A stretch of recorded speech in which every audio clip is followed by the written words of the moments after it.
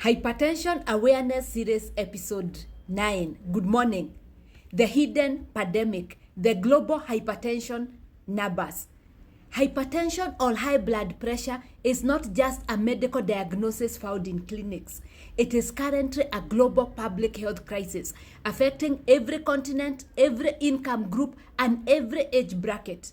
Today, I want to help us understand how big this problem truly is and why it matters to you, and most importantly, what we can do about it. So the global hypertension numbers, they are bigger than we imagine. Globally, over 1.4 billion adults are currently living with high blood pressure, and that number continues to rise as lifestyle and risk factors change. To put it simply, nearly 1 in 3 adults worldwide has hypertension. About half of them do not know they have hypertension, and fewer than 25% have their blood pressure adequately controlled. This means that billions of people are walking around with silent damage happening inside their bodies without any symptoms at all. The silent killer. What surprises many people is that more than 2/3 of these people live in low and middle income countries. Why is this happening? Most of the hypertension people are in low and middle income countries. This is because of rapid urbanization, cheap processed foods, high in salt and sugar, less physical activity, rising obesity, chronic stress and economic pressure, and limited access to routine screening and consistent treatment. Not able to access affordable medications.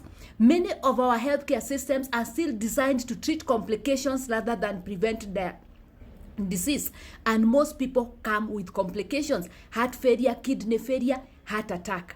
Hypertension is dangerous not just because it is common, but because of what it causes.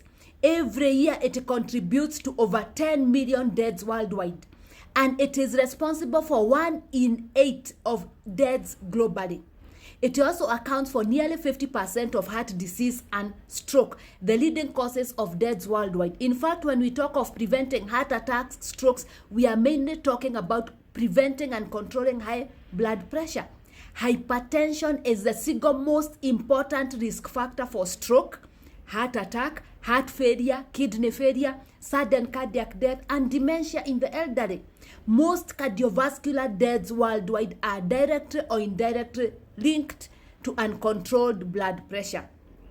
And the greatest danger is, unlike infections or other illnesses, hypertension rarely causes symptoms. It progresses quietly over many years, causing damage long before complications occur.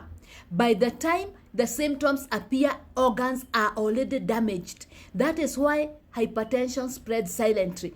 People feel fine, they don't seek care, and they come when complications occur, the silent killer. Modern lifestyles are also accelerating this crisis. High salt foods, high sugary drinks, a lot of carbohydrates, desk-based works, and long screen times, poor sleep, and also chronic stress. These patterns affect both urban and rural communities, making hypertension truly a universal and borderless. Prevention must go beyond treating individuals alone. We need population-based measures, routine community screening, workplace and church outreaches, public education like I am doing, affordable and long-term medications. If we don't act early, clinics will continue to see patients with complications, not before complications occur. But there is good news. This is a preventable crisis. Hypertension is preventable. It is easy to detect. It is highly treatable. It is easy to control. And simple actions can make a big difference. Checking your blood pressure, healthy eating, regular exercise, management of sleep, management of stress, taking medications as prescribed. This can prevent most of the complications. So what can you do today? Check your blood pressure at least once every year. Encourage your family, friends, and colleagues to get checked. Support screenings at workplaces, in the churches, in the community. Support those with hypertension who are on treatment. And most importantly, share this message so that people are aware. Stay tuned for our next episode where we move closer home. Hypertension in Africa and in Kenya, a growing threat close home. Dr. Beatrice Muthui-Mutua, saving lives one heart at a time.